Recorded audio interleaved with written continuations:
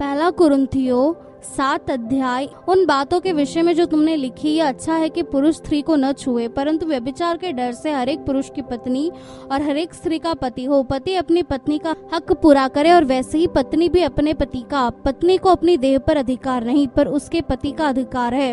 वैसे ही पति को भी अपनी देह पर अधिकार नहीं, परंतु पत्नी का है।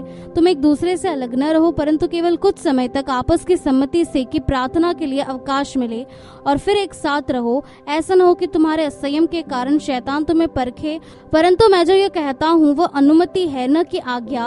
मैं यह चाहता हूँ कि जैसा मैं हूँ वैसे ही सब मनुष्य हो, परंतु हर एक को परमेश्वर की ओर से विशेष विशेष वरदान मिले हैं, किसी को किसी प्रकार का और किसी को किसी और प्रकार का। परंतु मैं अविवाहितों और विधवाओं के विषय में कहता हूँ कि उनके लिए ऐसा ही रहना अच्छा है जैसा मैं हूँ।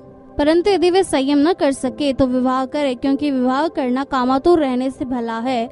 जिनका विवाह हो गया है उनको मैं नहीं, वरन प्रभु आज्ञा देता है कि पत्नी अपने पति से अलग न हो, और यदि अलग भी हो जाए तो बिन दूसरा विवाह किए रहे, या अपने पति से फिर मेल कर ले, और न पति अपनी पत्नी को छोड़े। दूसरों से प्रभु नहीं, परंतु मैं ही कहता हूँ, यदि किसी भाई की पत्नी विश्वास न रखती हो और उसके साथ रहने से प्रसन्न हो, तो वो उसे न छोड़े। जिस स्त्री का पति विश्वास न रखता हो और उसके साथ रहने से प्रसन्न हो, वो पति को न छोड़े, क्योंकि ऐसा पति जो विश्वास न रखता हो वो पत्नी के कारण पवित्र ठहरता है, और ऐसी पत्नी जो विश्वास नहीं रखती पति के कारण पवित्र ठहरती है।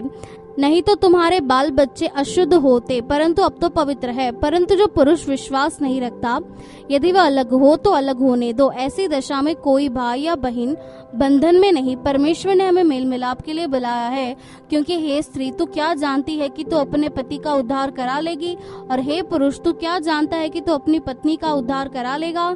जैसा प्रभु ने हरेक को बांटा है और जैसा परमेश्वर ने हरेक को बुलाया है, वैसा ही वह चले। मैं सब कलीसियाओं में ऐसा ही ठहराता हूँ। जो खतना किया हुआ बुलाया गया हो वह खतना रहित न बने, जो खतना रहित बुलाया गया हो वह खतना न कराए। न खतना कुछ है और न खतना रहित, परंतु परमेश्वर की आज्ञाओं को मानना ही सब कुछ है। हर एक जन जिस दशा में बुलाया गया हो उसी में रहे। यदि तो दास की दशा में बुलाया गया हो तो चिंता न कर, परंतु यदि तो स्वतंत्र हो सके तो ऐसा ही काम कर, क्योंकि जो दास की दशा में प्रभु में बुलाया गया है वह प्रभु का स्वतंत्र किया हुआ है। वैसे ही जो स्वतंत्रता की दशा में बुलाया गया है वह मसीह का दास है। तुम दाम देकर मोल लिए गए हो, मनुष्यों के दास न बनो। हे भाइयों, जो कोई जिस दशा में बुलाया गया हो वो उसी में परमेश्वर के साथ